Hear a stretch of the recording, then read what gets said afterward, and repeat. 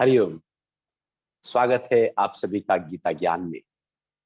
हम अध्याय 13 पर हैं और आज जो श्लोक है वो श्लोक है 19, जहां पर भगवान कह रहे हैं कि प्रकृति और पुरुष दोनों को ही तू अनादि जान तथा समस्त विकारों और गुणों को भी प्रकृति से ही उत्पन्न जान। अभी क्षेत्र और क्षेत्रज्ञ की बात भगवान करते आ रहे थे कि क्षेत्र क्या है, कि जो प्रकृति है, जो दिखती है, जो अनुभव में आती है, जिसमें व्यवहार होता है, जो रूप के साथ है, जो साकार है, जिसमें बदलाव है, वो प्रकृति है। एक है उस प्रकृति को जानने वाला पुरुष, आत्मा, चेतना, कॉन्शियसनेस। तो प्रकृति और पुरुष की चर्चा जब भगवान ने की तो यहां पर उस ही बात को आगे बढ़ाते हुए एक बहुत ही गहरी बात कर रहे हैं और ये बात सांख्य दर्शन का आधार है। प्रकृति और पुरुष दोनों को ही तू अनादि जान, दोनों को अनादि जान। इनका कोई आदि नहीं है, प्रकृति का भी कोई आदि नहीं है कि कहीं से ये उत्पन्न हुई थी, और पुरुष और आत्मा का भी कोई आदि नहीं कि वहां से ये उत्पन्न हुआ। ये बस है ही है। कब से है नहीं कहा जा सकता, कब तक रहेगी कुछ नहीं पता, बस है। प्रकृति लगातार है ही है। जब सृष्टि की रचना हुई लाखों करोड़ों साल पहले, रचना से पहले भी वो प्रकृति मूल रूप में विद्यमान थी। जैसे एक पेड़ है, अब पेड़ जब बाहर निकला तो उससे पहले ही एक बीज विद्यमान था, उसी बीज के आधार पर वो पेड़ निकल पाया।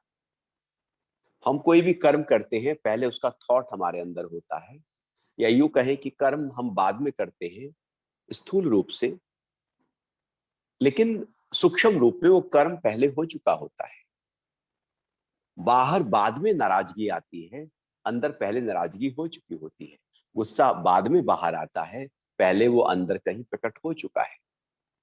तो जो वो बाहर आया, हम कहें कि नहीं अभी गुस्सा हुआ, बल्कि उसी समय गुस्सा नहीं, बल्कि वो तो न जाने कब से चल रहा था।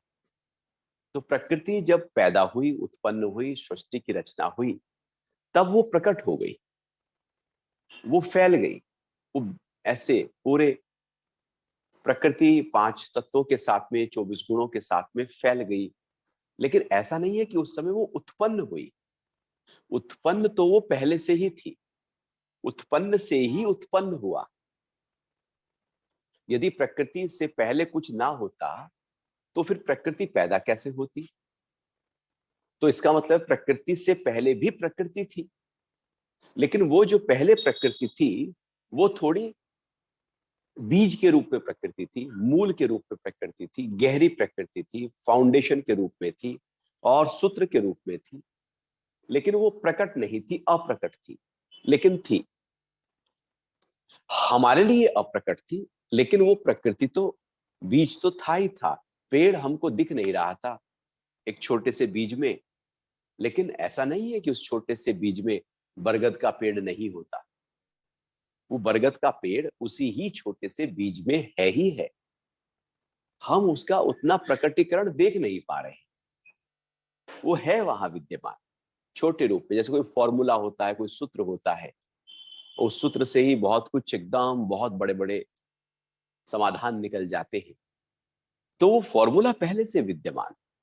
तो प्रकृति, प्रकृति, कृति कहते हैं जो भी कृति है, जो बना है, दिखता है, अनुभव में आता है।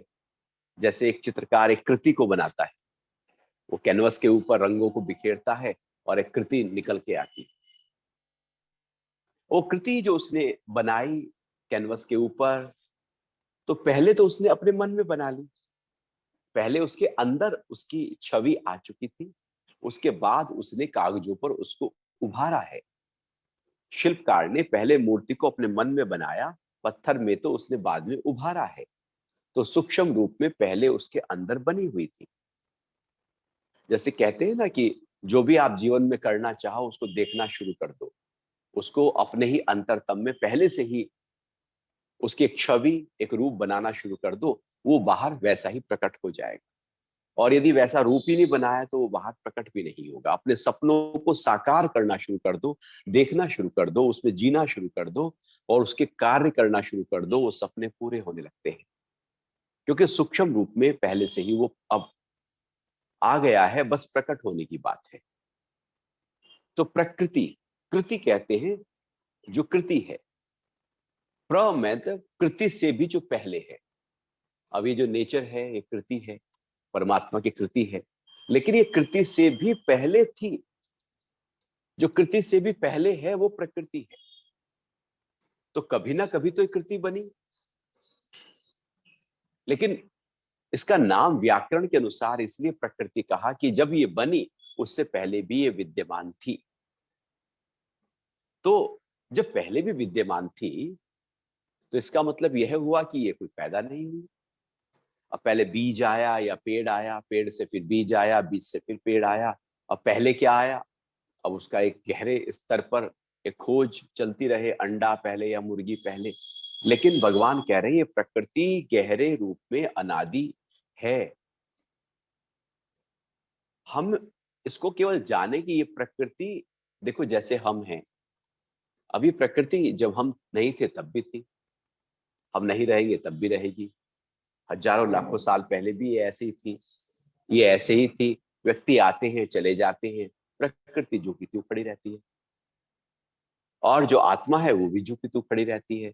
ये शरीर बनते हैं बिगड़ते हैं, जिससे बनता है शरीर उसी में जाकर मिल जाता है। तो शरीर से पहले प्रकृति है, तो शरीर से पहले प्रकृति है, इसलिए तो शरीर बना है प्रकृति से।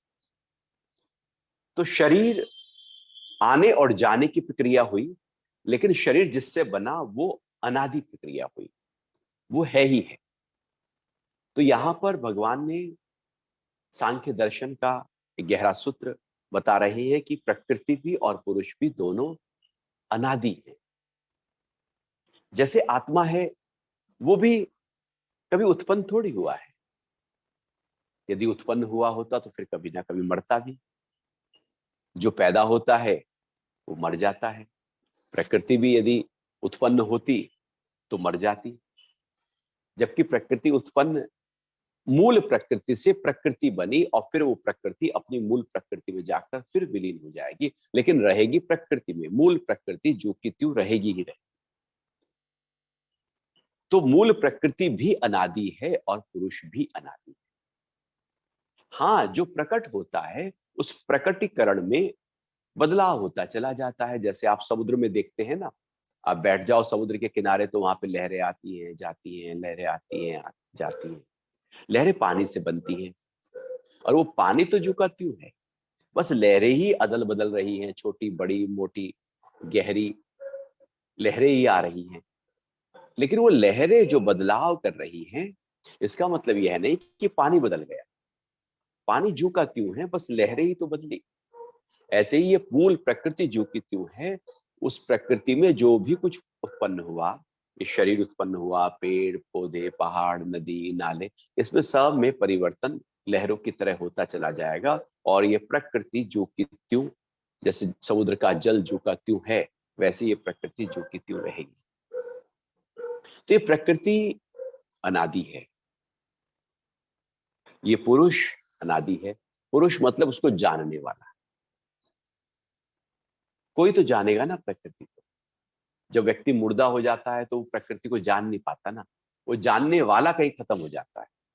अब वो सामने चीजें हैं, पेड़ सामने पड़ा हो, घर पड़ा हो, घर वाले हो, लेकिन वो जानने वाला जो था, जो जान सकता था कि ये है, ये सुख है, ये दुख है, ये मेरा नहीं है, वो जानने वाला कहीं डिस्कनेक्ट हो जाता है। तो प्रकृति होते हुए भी प्रकृति को फिर जान नहीं पाते। तो प्रकृति भी चाहिए जिसको जाना जाए, और वो भी चाहिए जो जाने। तो जानने वाला भी चाहिए और जिसको जाना जा रहा है वो भी चाहिए। और यहां पर कहा जा रहा है कि दोनों ही अनादि है, इनका कोई आदि नहीं है तो इनका कोई अंत नहीं है। फिर आगे, तथा समस्त विकारों और गुणों को भी प्रकृति से ही उत्पन्न जान। अब जितने विकार हैं, अब प्रकृति में जो विकार पैदा होते हैं 24 तत्व हैं,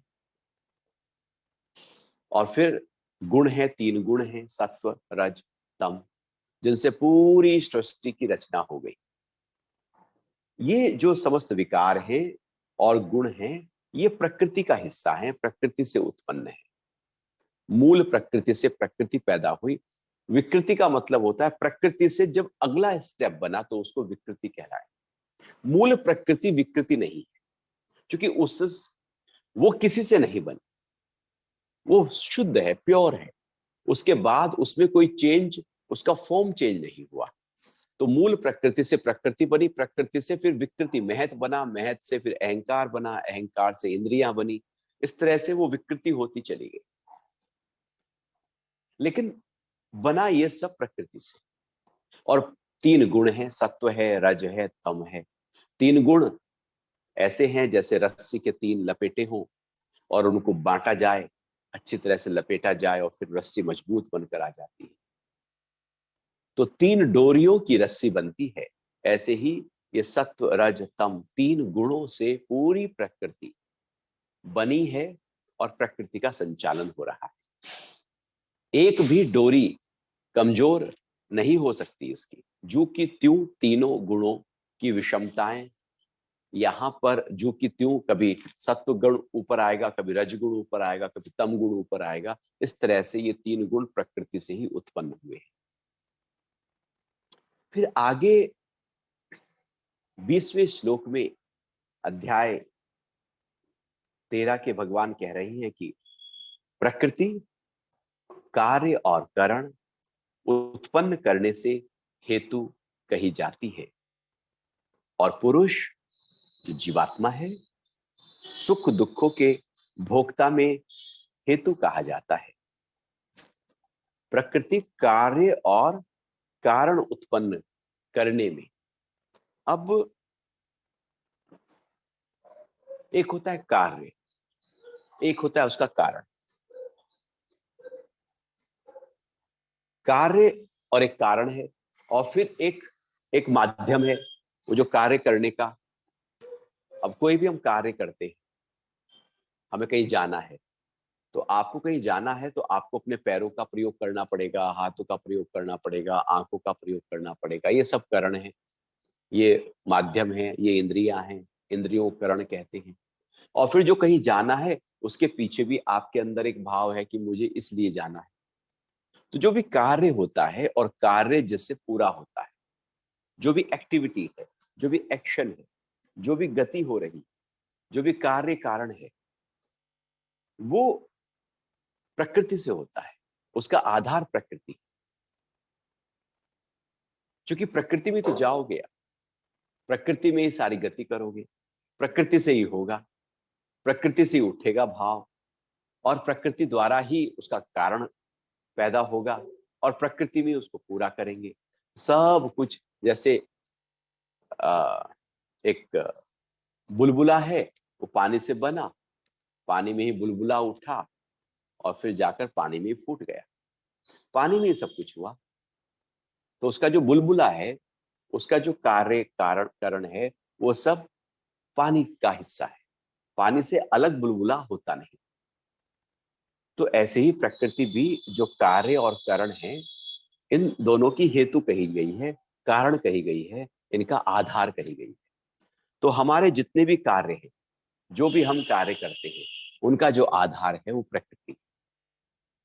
यदि प्रकृति ना हो तो व्यक्ति क्या कार्य करे? कर ही नहीं सकता। वो कुछ भी करेगा, मान लो हाथ पैर से भी गति कर रहा है, तो हाथ पैर भी तो प्रकृति से बने हैं। ये मन बुद्धि, ये अहंकार जिससे वो काम करेगा, वो भी तो प्रकृति का ही हिस्सा है। ये हाथ पैर आंख नाक सारी इंद्रियां प्रकृति का ही तो हिस्सा है। और फिर जहां पर आंख देखेगी, कान सुनेगा, हाथ पैर व्यवहार करेंगे, आएंगे जाएंगे, वो सब प्रकृति का ही तो हिस्सा है। प्रकृति से ही प्रकृति में गति की जाती है ना। तो कारण तो सब कुछ कार्यों का प्रकृति हो गया। तो जब प्रकृति ही कारण है तो इसका मतलब है कि प्रकृति फिर बड़ी महत्वपूर्ण हो गई हमारे लिए। अब महत्वपूर्ण होना और उसी में ही अटक जाना, दो अलग अलग बातें हैं। कोई चीज बहुत महत्वपूर्ण है और हम जो चीज महत्वपूर्ण है उसमें अटक गए। मान लो आपके लिए आपकी कार, आपका स्कूटर, आपकी बाइक बहुत महत्वपूर्ण है, सबके लिए है, क्योंकि वो एक स्थान से हमें दूसरे स्थान पर लेकर जाती है। तो कार इतनी महत्वपूर्ण थोड़ी है कि रात को भी आप उसी में सोओगे, उसी में ही बस सब कुछ करोगे, आप कार से निकलोगे ही नहीं। वो महत्वपूर्ण है लेकिन एक सीमा तक महत्वपूर्ण है। उसका जब तक प्रयोग है तब तक महत्वपूर्ण है, उसके बाद उसको आप छोड़ देंगे। ऐसी प्रकृति में भी एक सीमा तक तो प्रकृति बड़ी महत्वपूर्ण हो जाएगी, लेकिन यदि प्रकृति को ही पकड़ कर रखेंगे तो प्रकृति अपने में उलझा लेगी एक माया के आधार पर। इसलिए प्रकृति को जानो, जानो कि सारे कार्य इसी से ही उत्पन्न होते हैं, करण भी यहीं पर है, सब कुछ यहीं पर है। लेकिन बस कार्य करो और वापस अपने पुरुष तत्व में आ जाओ, फिर जाओ फिर पुरुष तत्व में आ जाओ। लेकिन हम गलती क्या कर जाते हैं कि बस गए तो गए, लौट के आना मुश्किल है। तो प्रकृति में सारे कार्य और करण प्रकृति से उत्पन्न होते हैं, आधार प्रकृति है। इसको हमें समझना है, जानना है। और भगवान फिर आगे कह रहे हैं कि जो सुख और दुख का भोक्ता है वो पुरुष है। अब ये जो प्रकृति है इसमें सुख भी है, दुख भी है। अब प्रकृति को नहीं पता कि वो सुख है या दुख है। अब जैसे एक आंगन में फूल लगा हुआ है, गुलाब का फूल है, वाह क्या फूल, कलियां खिली हुई हैं, एकदम रंग बिरंगे गुलाब लगे हुए हैं। अब हमको बहुत सुख लग रहा है देखकर, बहुत अच्छा लग रहा है। लेकिन थोड़ी देर में आप देखते हैं कि अरे, एक कुत्ता घूमता घूमता आया, उसने टांग उठाई, सुसु किया गुलाब के ऊपर और चल दिया। आप देखते रह गए। आप कहने लगे अरे, इतना अच्छा फूल था और ये तो सुसु करके चला गया। अब कुत्ते के लिए वो अच्छा नहीं है, अच्छापन मैंने उसमें डाला फूल में। फूल से पूछो भाई तू अच्छा है, फूल कहेगा बस फूल हूं मैं तो, खिल रहा हूं। अच्छा या बुरा कोई चीज नहीं होती। प्रकृति ना अच्छी है ना बुरी है, कोई पेड़ ना अच्छा है ना बुरा है। और पीपल आपके घर के छत पे लग जाए तो आपके लिए बुरा हो जाता है, कहीं दूर बाहर हो तो आपके लिए अच्छा है। आपके अनुकूल हो तो सब अच्छा है, आपके प्रतिकूल घट जाए तो बुरा है। अब आपने देखा कुत्ता तो टांग उठाकर सुसु करके चला गया, अब कुत्ते के लिए तो वो अच्छा नहीं है। अब आप बैठे रहे, वाह, फूल को निहार रहे थे, उसकी सुंदरता का बखान कर रहे थे। थोड़ी देर में गाय आती है, अब गाय फूल को खा जाती है। या मोर आता है, मोर भी उन पत्तियों को खा जाता है। अब आप हो गए, इतना अच्छा फूल था, ये तो गाय इसको खा गई। तो गाय के लिए वो फूल, मोर के लिए वो फूल, कुत्ते के लिए वो फूल। जो आपके लिए प्रिय है वो उसके लिए प्रिय नहीं है, क्योंकि एक्चुअली वो कुछ है नहीं। वो तो जू का त्यों खिला हुआ है। हमने कहा प्रिय, तो अच्छापन मैंने डाला, रस मैंने डाला। वस्तुओं में रस होता नहीं है, हम अपना रस डाल देते हैं किसी भी चीज में। जिसमें हम अपना रस डालते हैं वो चीज आपको प्रिय लगने लगती है, अच्छी लगने लगती है, सुखद हो जाती है। और जहां से आप अपना रस निकाल लेते हो वो दुखद हो जाती है। इसलिए कोई व्यक्ति कभी एक सीमा तक वो आपके लिए बहुत ही हितैषी है, और उसके बाद में यदि वो आपके अनुकूल काम नहीं कर रहा है तो वही आपका दुश्मन बन जाता है। खाने की प्लेट सामने लगी हुई थी और आप खाना खा रहे थे, बहुत अच्छी तरह से मुंह में रस भी आ रहा था, क्योंकि सारे व्यंजन आपकी पसंद के बनाए गए थे। तो बहुत रस आप ले रहे थे, आ रहा था। इतनी देर में ही आपको पता लगता है कि अरे, ऐसे ऐसे ऐसे अपने परिचित को एक कोरोना हो गया है और सीरियस कंडीशन है। तो आपका जो मुंह में स्वाद था, रस था, वो खत्म हो जाएगा। वो जो रस अंदर से था वो पता नहीं कहाँ चला गया। अच्छा, खाना तो जू का त्यों रखा है, व्यंजन भी वही है, ये थोड़ी कि आपकी थाली में कुछ सब्जियां अदल बदल कर दी गई। जू का त्यों खाना, अभी स्वाद, अभी मुख में पानी था, अभी नहीं है, क्योंकि उस खाने में स्वाद हमने डाला और हमने कहा ये बहुत अच्छा। और जैसे ही हमारा ध्यान किसी दुखद घटना पर गया, उस भोजन से वो जो स्वाद था हट गया और अब ध्यान कहीं और चला गया। तो रस मेरे भीतर था, मैंने रसदार बनाया उस भोजन को। तो वस्तुओं में रस नहीं होता, बाहर पदार्थ में नहीं, बल्कि वो तो मेरे भीतर है। और वो जो मेरे भीतर है उसको जानना है, वो जीवात्मा, वो पुरुष से होता है। सुख और दुख की अनुभूति हम व्यक्ति से होती है, इसलिए जीवित व्यक्ति सुख और दुख को अनुभव कर सकता है। इसलिए आंख खुली है, यदि गहरी नींद में है तो सुख और दुख को अनुभव नहीं कर सकता, क्योंकि उस समय जो चेतना है वो काफी हद तक एकदम सुप्त अवस्था में चली गई। तो वो बाहर सुखद दुखद होते हुए भी कुछ अनुभव नहीं कर पाएगा, क्योंकि अनुभव करता ही अवचेतन अवस्था में है या अचेतन अवस्था में है। तो सुख और दुख की अनुभूति हमसे होती है। तो बाहर सुख नहीं बना। अब आप कोई कहे कि नहीं, मेरे लिए तो दुनिया में ना दुख ही दुख है, जहां देखो दुख ही दुख है, पता नहीं भगवान ने मेरे लिए दुख क्यों बनाया। तो भगवान ने ना कोई दुख बनाया ना कोई सुख बनाया, प्रकृति में ना कोई दुख है ना कोई सुख है। आप कभी ढूंढना प्रकृति में दुख कहाँ है, आप ढूंढोगे कहीं दुख आपको मिलेगा नहीं। आप कहीं ढूंढने जाओगे सुख, तो सुख भी आपको मिलेगा नहीं, क्योंकि वो बाहर होता नहीं। अच्छापन और बुरापन बाहर होता नहीं, वो हमारे अंदर में कहीं गहरे स्तर पर अपनी परिभाषा हमने गढ़ी मढ़ी होती है।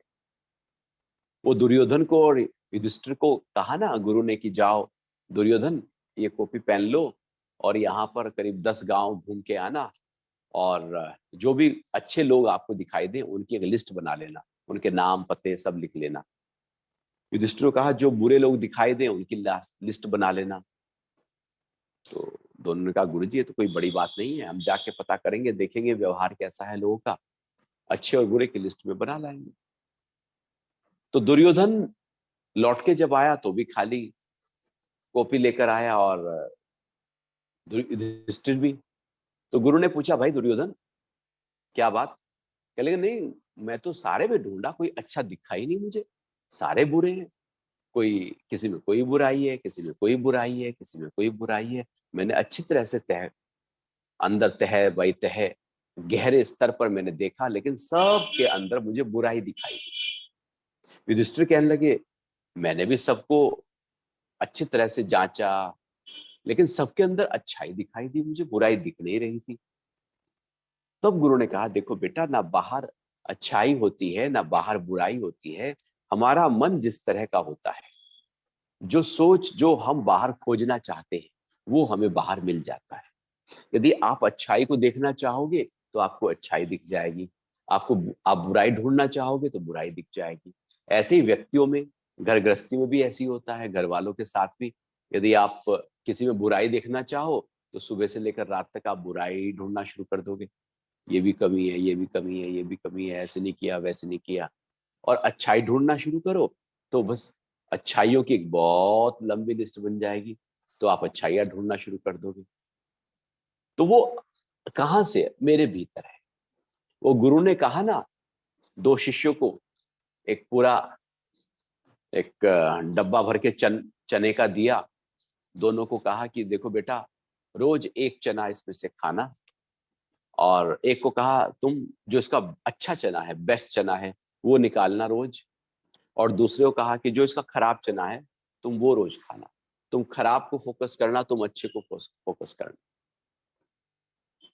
तो वो सुबह शाम दोपहर जब भी मौका मिले एक एक चना खाना शुरू कर दिया। कुछ दिनों में डब्बा खाली हो गया, गुरु के पास पहुंचे तो गुरु ने कहा बताओ कैसा रहा?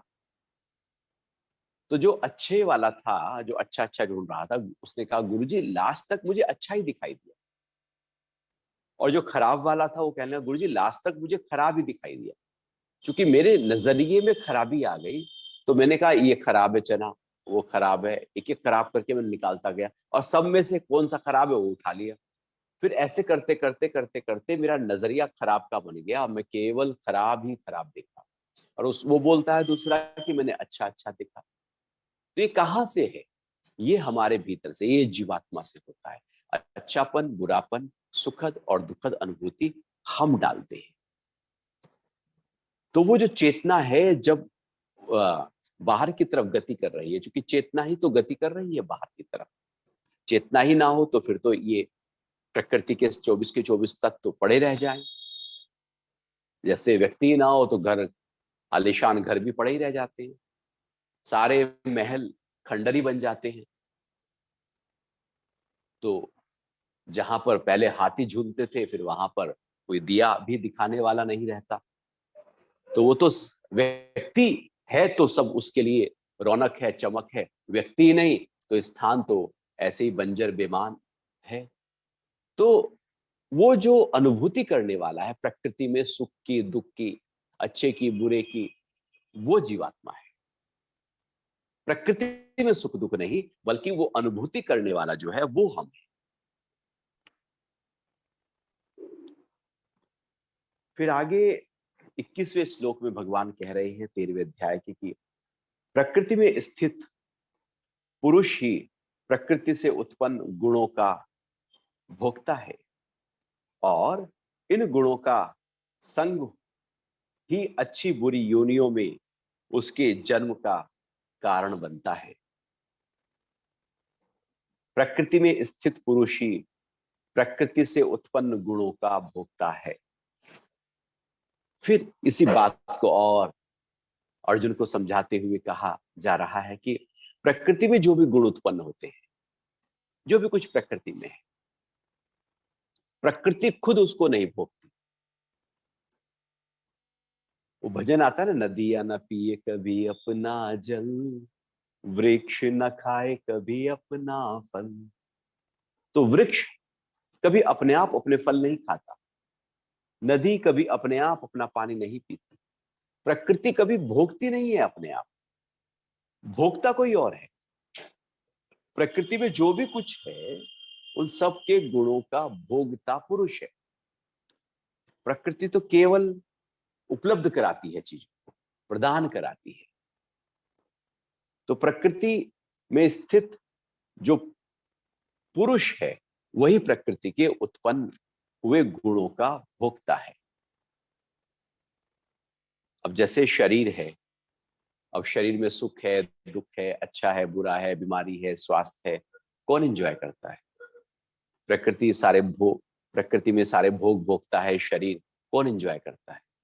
ये जो एंजॉय करने वाला है, ये जो आनंद लेने वाला है, वो पुरुष है। प्रकृति अपने आप में कोई भी एंजॉय नहीं करती, उपलब्ध कराती है, केवल उपलब्ध कराती है। तो वो जो एंजॉय करने वाला है बस वही बंधन की प्रक्रिया है, क्योंकि उसने एंजॉय किया, किस भाव से किया? सकाम भाव था, निष्काम भाव था, कौन से भाव के आधार पर व्यक्ति ने प्रकृति में अपने आप को बरता, उससे कर्मों का फल बनना शुरू हो जाता है। बरतने की प्रक्रिया कैसी हो रही? प्रकृति तो है, जैसे कार तो है, अब आपने उसको कैसे चलाया? अब आपने बिल्कुल साफ सुथरे तरीके से चलाया तो कोई स्क्रैच नहीं आया, और आपने ऐसे ही बिल्कुल बेकार, एकदम खराब ड्राइविंग की तो उसमें स्क्रैच आ जाएंगे। तो ऐसे शरीर है, सुबह से लेकर रात तक आपने उसको कैसे चलाया, तो जैसे शरीर चला वैसे वो दिन भर चलने से उसमें क्षति वैसी उसी अनुकूल हुई, अर्थात बीमारियां भी वैसी आई जैसे शरीर को गलत तरीके से चलाया। और यदि सही चला है तो शरीर लंबे समय तक चलता रहता है। तो हमने प्रयोग कैसे किया प्रकृति का? प्रकृति का प्रयोग यदि सही दिशा में, सही प्रकार से हो जाए तो फिर बंधन नहीं। लेकिन प्रकृति में यदि सही प्रकार से प्रयोग ना हो तो प्रकृति फिर बांध लेगी, और इसी प्रकार से प्रकृति व्यक्ति को बांध लेती है। इसी बात को भगवान आगे कह रहे हैं, और इन गुणों का संग ही अच्छी बुरी योनियों में उसके जन्म का कारण बनता है। अब जन्म का कारण की बात कर रहे हैं। भगवान ने बात की प्रकृति की, भगवान ने बात की पुरुष की, भोगने की। लेकिन अब भोगने की क्रिया जो है वो कैसे हो रही है? उपयोग हो रहा है, उपभोग हो रहा है। हम उससे किनारा लेकर अपना कार्य करते हुए आगे बढ़ते जा रहे हैं या उसमें अटकते जा रहे हैं। प्रकृति में रहकर प्रकृति के इंप्रेशंस हमारे चित्त पर पड़ रहे हैं या बिना इंप्रेशंस के हम कार्य कर रहे हैं। अब जब हम काम करते हैं, चूंकि हम भोक्ता हो गए, हम सुख और दुख के भोक्ता हो गए, तो अब हम हिंसा भी कर रहे हैं, झूठ भी बोल रहे हैं, चोरी चकारी भी कर रहे हैं, काला बाजारी भी कर रहे हैं, तू मैं भी कर रहे हैं, क्रोध भी है, झल्लाहट भी है, द्वेष भी है, घृणा भी है। ये सब कुछ कर रहे हैं, दूसरों को कष्ट पहुंचा रहे हैं। क्योंकि हम तो उसके अधिकारी हो गए ना, हम स्वतंत्र हैं, कुछ भी कर सकते हैं। जैसे हम बोलने में स्वतंत्र है, कुछ भी बोल सकते हो आप। लेकिन आपने जो बोला उसका असर फिर लौट के आएगा। आपने कुएं पे खड़े होकर तू बोला तो लौटकर तू आएगा, आप बोला तो आप आएगा। अब ये पूरी प्रकृति इकोसिस्टम, जैसे इको होता है ना कि आप बोलोगे आ तो लौट के इको होता हुआ लौट के आएगा। जंगल में जैसे आवाज है, जंगल में इकोसिस्टम पूरा तरह से कार्य करता है कि वो बच्चा जा रहा था पढ़ने के लिए, तो जंगल से रोज निकल कर जाना होता, स्कूल पहुंचता। एक दिन उसे लगा कि शायद कोई है, तो वो थोड़ा डर सा गया। दोपहर थी, गर्मी के दिन थे, तो उसे लगा शायद यहाँ भूत है। अब एक बार जब भूत का भाव आ गया अंदर, तो फिर वो भूत लगेगा। तो उसने बोला भूत, तो उधर से भी लौट के आवाज आई भूत। अब उसे लगा अरे मैंने भूत बोला, वहां से भूत आया, तो इसका मतलब भूत है। फिर उसने बोला भाग, तो वहां से भी लौट के आवाज आई भाग। अब ये तो बच्चा डर गया। अब डर गया तो ये दौड़ने लगा, तो दौड़ने के कदमों की आहट की आवाज लौटकर फिर इसको आने लगी। ये और डर गया, ये और तेज भागा, घर पहुंचा। घर जाकर माँ को कहा कि आज तो भूत के दर्शन हो गए, आज तो बड़ी मुसीबत हो गई, पता नहीं कैसे कैसे करके आज तो जान बचा के मैं अपना लौट के आया हूँ। तो माँ ने पूछा बेटा क्या हुआ? तो उसने ऐसे ऐसे बताया सारी बात। माँ समझ गई। माँ ने कहा तू आज जब कल जाएगा ना, तो तू वहां पर ऐसे, जब तुझे लगेगा कुछ है तो कहना राम, भगवान है। तो ऐसे ही हुआ। अगले दिन जब इसे लगा कि डर सा है, आवाज आहट सी है, कुछ सुसराहट सी है, तो इसने कहा भगवान है, तो वहां से भी आवाज आई भगवान है। क्योंकि वो पूरा जंगल जो है इकोसिस्टम की तरह कार्य कर रहा था उन दिनों। हो जाता है कई बार, लौट के वही आवाजें आने लगती है। तो इसको बड़ी सांत्वना मिली। तो माँ के पास लौटा, तो माँ ने कहा बेटा पूरी प्रकृति, पूरी सृष्टि इकोसिस्टम है, जो आप बोलते हो वही लौट कर आता है, यहाँ कुछ और नहीं है। तो प्रकृति में जो हम कर्म करते हैं वही लौटकर कर्म हमारे ऊपर आते हैं। और फिर अगर अच्छा करते हैं तो अच्छी योनियों को प्राप्त होते हैं, बुरा करते हैं बुरी योनियों को प्राप्त करते हैं। और हम जीवन भर मिक्स कर्म करते रहते हैं, कुछ अच्छे कुछ बुरे, मिक्स कर्म हमारे रहते हैं। मिश्रित कर्म, इनको शुक्ल कृष्ण कर्म आगे भगवान बताते हैं। उन वो हम जीवन भर करते रहते हैं, कुछ अच्छे कर लिए कुछ बुरे कर लिए, कुछ हिंसा का कर लिया, कभी प्रेम कर लिया, कभी नाराज हो गए, कभी उचकारने लगे, कभी कृपण हो गए और कभी पूरे दानवीर की तरह हो गए, कभी इस पक्ष में चले गए कभी उस पक्ष में चले गए। हमारा भी बेपैंदी के लोटे की तरह हम बहुत मिश्रित कर्म करते रहते हैं, क्योंकि हमारे चित्त की अवस्था ही ऐसी। और यही इसी कारण से नतीजा होता है कि हम जीवन भर बहुत सारे कर्मों को इकट्ठा कर लेते हैं। प्रकृति में आए थे प्रकृति को भोग लेने के लिए, लेकिन ऐसे भोगे कि उसका असर हम पर आ गया, कि ऐसे गए कीचड़ से कि सारा कीचड़ का असर हम पर आ गया, साइड से निकल कर नहीं गए। जैसे रास्ते में जा रहे हैं, गड्ढा आ गया तो साइड से होकर निकल जाते हो ना, तो गड्ढे में कीचड़ पड़ा था वो आपके कपड़ों पर नहीं आता। और रास्ते में जा रहे थे, गोबर पड़ा था और आपने देख केक एकदम काट दिया, आपने गोबर में पैर सना दिए, तो रास्ते में गोबर था, आपने ध्यान नहीं दिया, पैर सन गए और परेशान हो रहे हैं फिर, क्योंकि वो पैर तो गंदा हो गया। जब तक लौट के घर पे आकर चप्पल को आप धो नहीं लेंगे, तब तक आपका मन चलता रहेगा,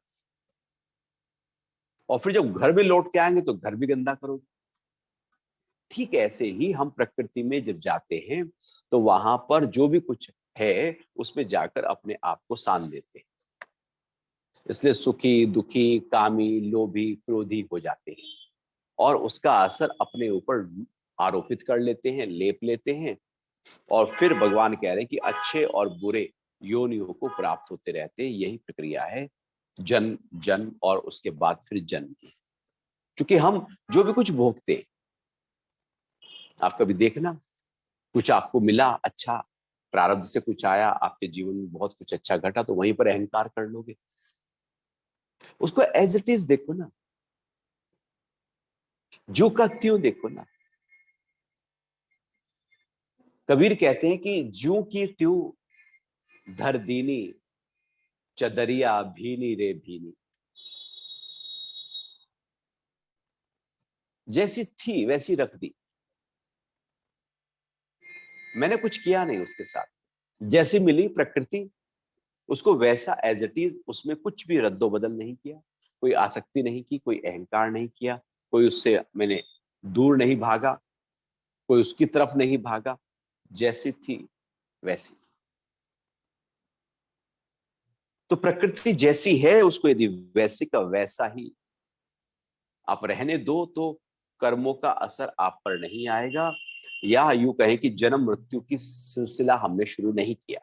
लेकिन जब हमने जू की त्यों नहीं रखी,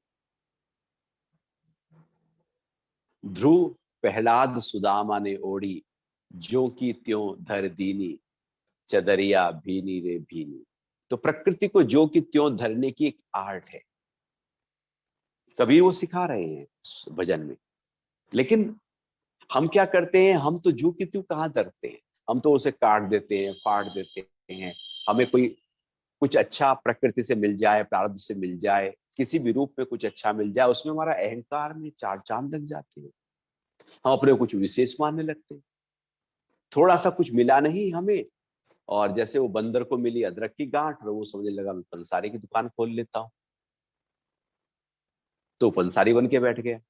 थोड़ा सा प्रारब्ध से कुछ आया नहीं, कर्म का फल कुछ आया नहीं, और हमने अहंकार अपने आप को इतना बड़ा कर दिया कि मेरे से बड़ा कोई नहीं। तो फिर क्या हुआ, भगवान यहाँ कह रहे हैं आप बंध गए, बंध गए, अच्छी और बुरी योनि में बंध गए, अच्छे और बुरे कर्म से बंध गए, उसका इंप्रेशन आपके ऊपर आ गया, उसका असर आ गया, और फिर निकलना मुश्किल है, बड़ा मुश्किल हो जाता है। व्यक्ति शुरू में सोचता है कि अरे धन कमा लूं, थोड़ा सा व्यापार बढ़ जाए तो बहुत अच्छा होगा, और थोड़ा धन आ जाएगा तो फिर बड़े आराम से निकल भी जाएंगे, क्योंकि धन आ चुका हो।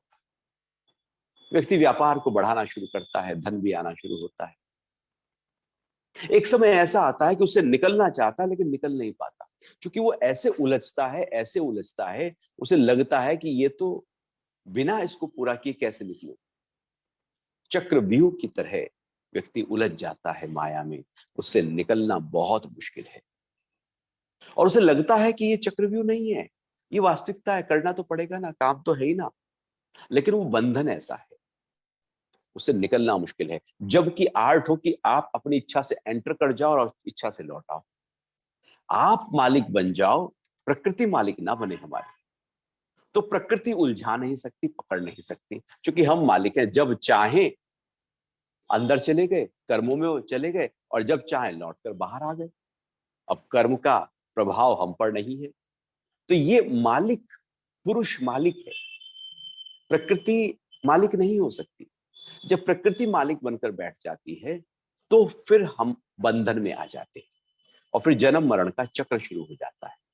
आप पुरुष तत्व हैं, आप मालिक की तरह हैं, और मालिक की तरह ही व्यवहार हो, और आप अपने मालिक के भाव में रहे।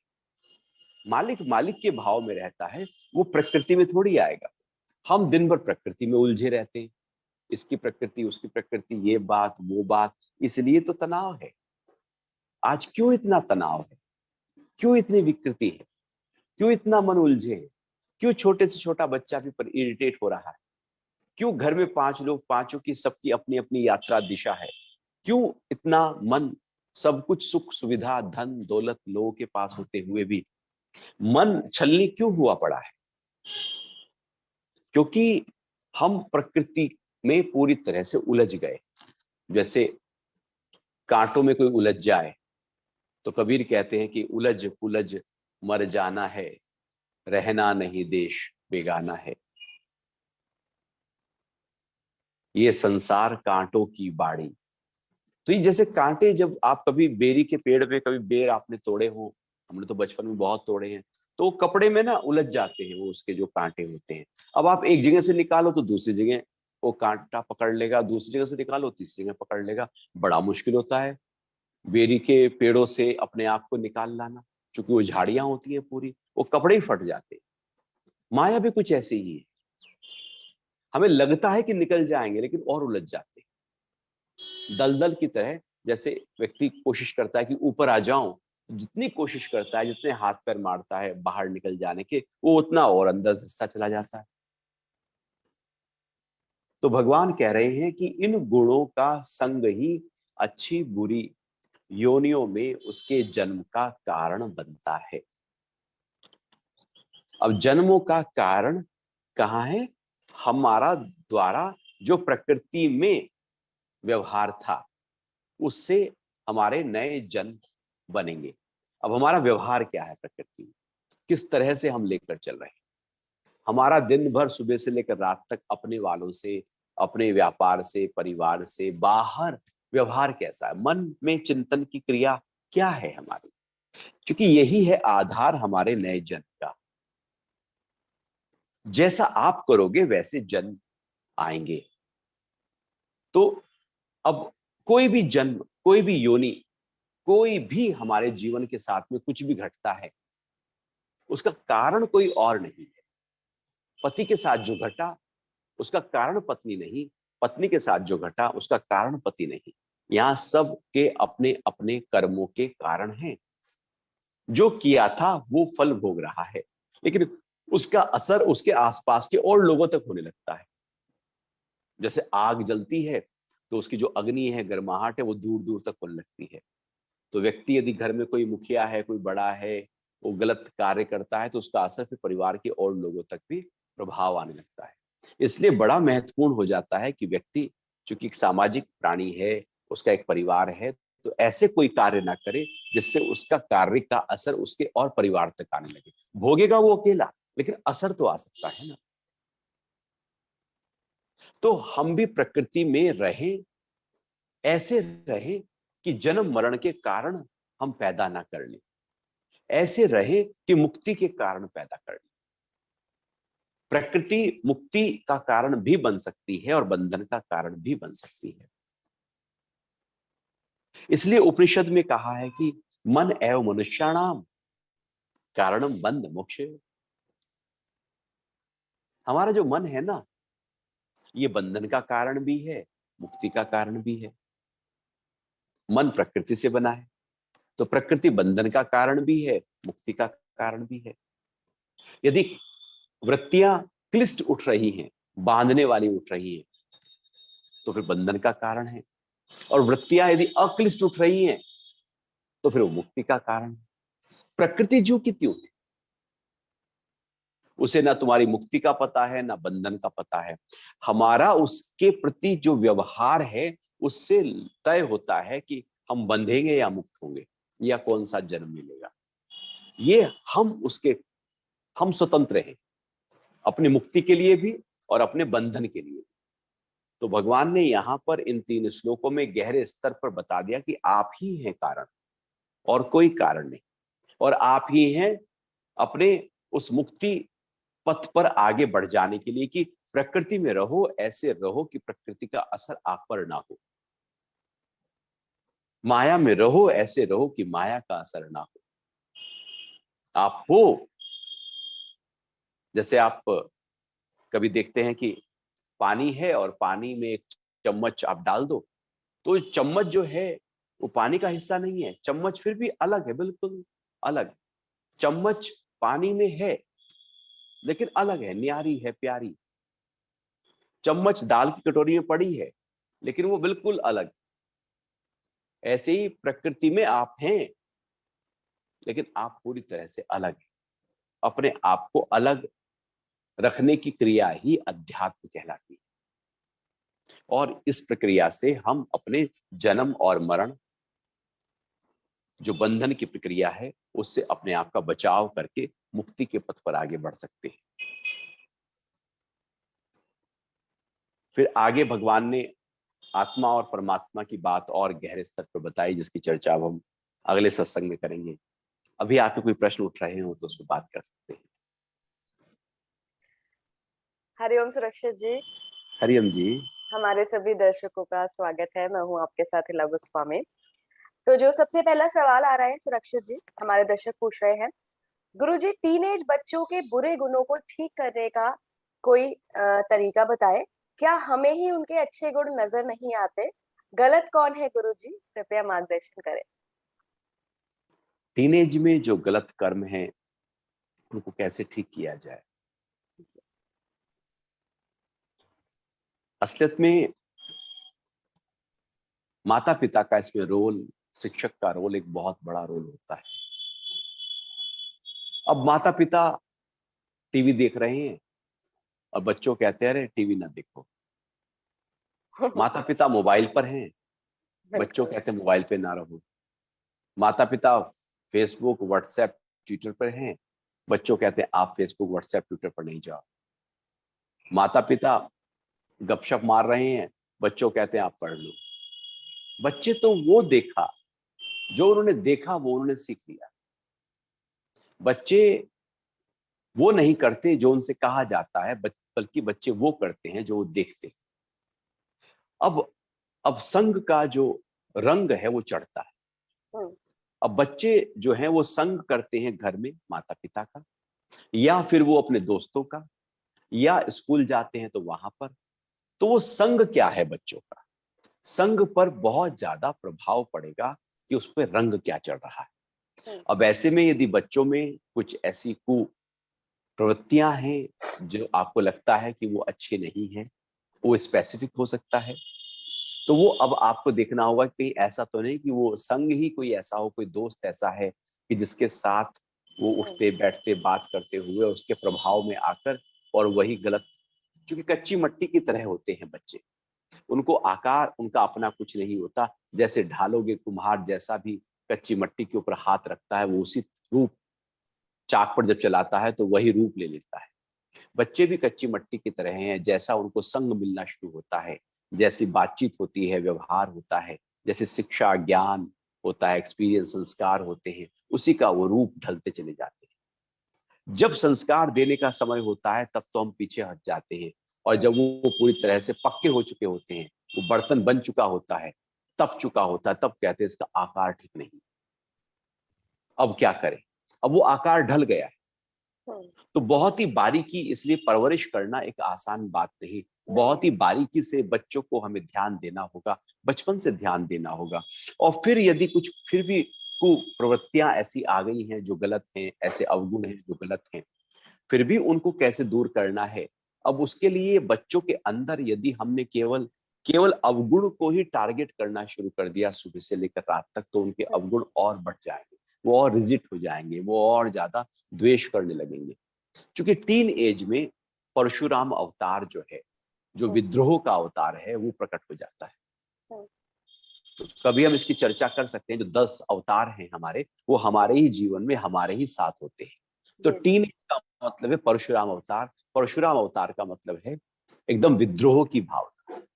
जो भी कुछ नियम है, कानून है, उनसे विद्रोह करना, माता पिता की मर्यादा को तोड़ना, उनके उल्टा चलना, उनके आंख दिखाना, उनको शब्द देना, जो भी कुछ कहा जाए कि ऐसे करना वैसे नहीं करना।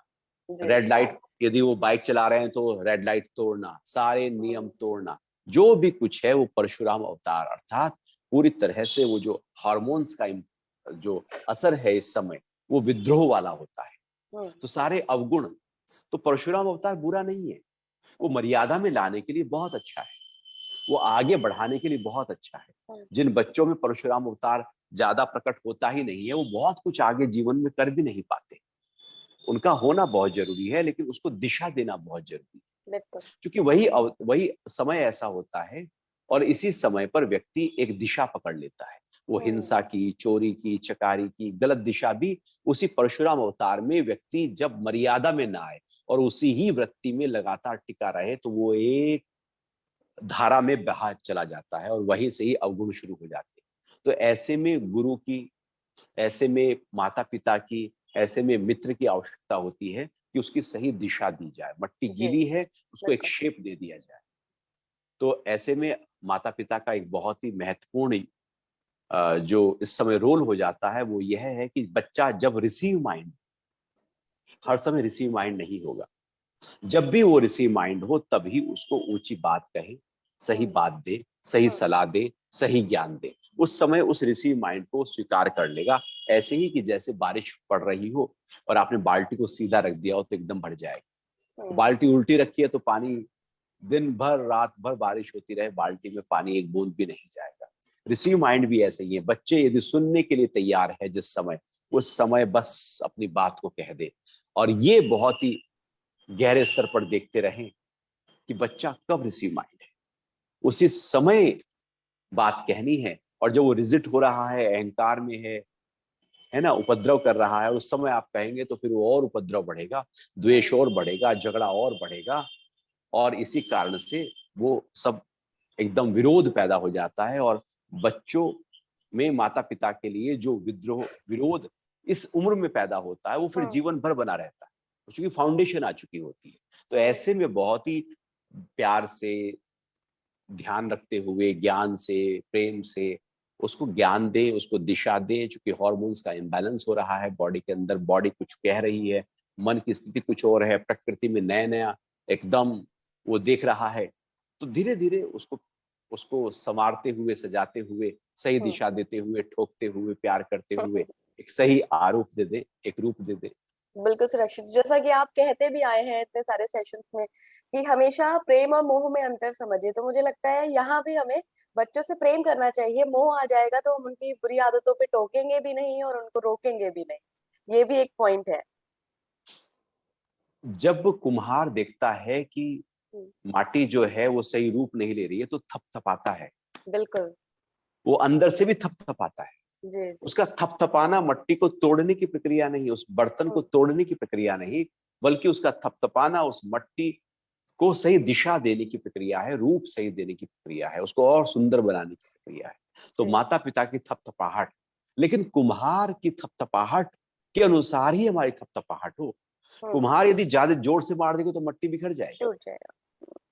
अब वो कितना मारना है, कब मारना है नहीं मारना है, और उसका आधार क्या है। प्रेम के आधार पर जब बच्चों को डांटा जाए तो बच्चे भी प्रेम को पकड़ेंगे, डांट को नहीं डांट को पकड़ेंगे, नहीं। बिल्कुल।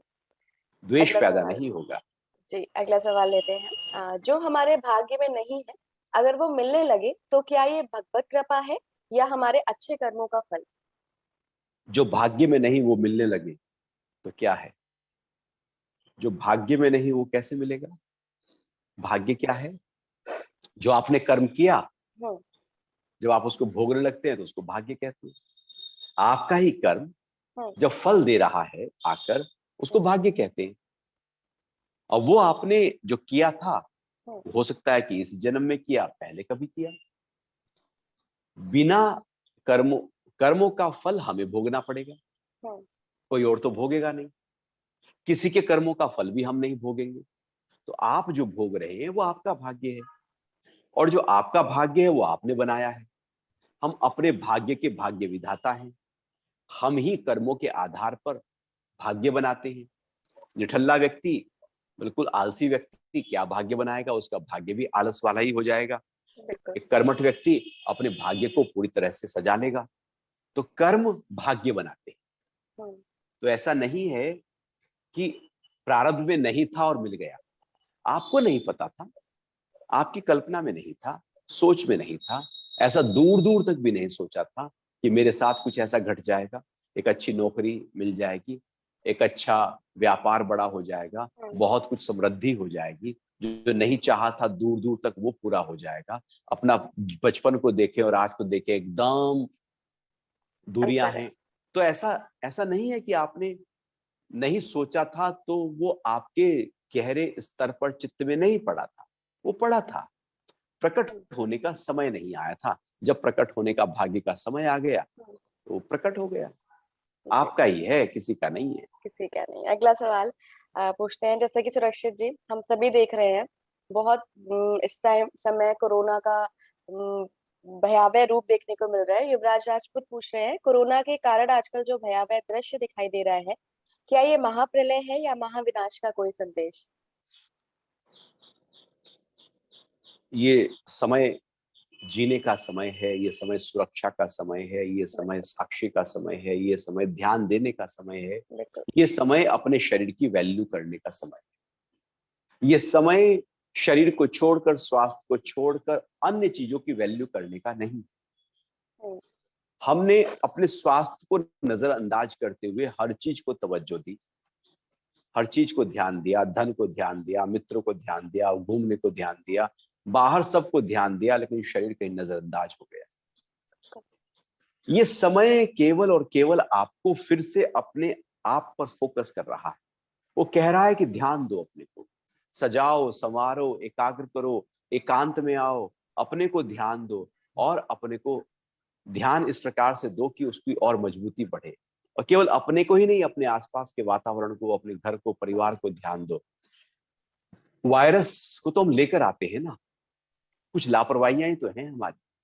हम इतने लापरवाह, इतने बेप्रवाह क्यों हो जाए? धन तो तभी शोभायमान होगा जब आपका तन स्वस्थ होगा। हम धन के पीछे भागते हैं। हमें बाहरी खाना खाना है, हमें कपड़े ही लाने हैं बाजार से, हमें घूमना ही है बाहर, हमें मॉल में जाना है, पिक्चर जाना है। हम घर में कैसे रहे? हम तो बंद गए, हम तो बंधन में आ गए, हम तो जेल में हो गए।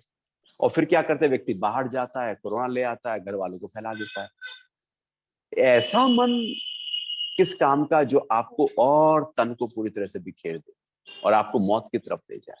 क्यों ना अपने मन को सजाओ। ये समय मिला है एकांत के लिए।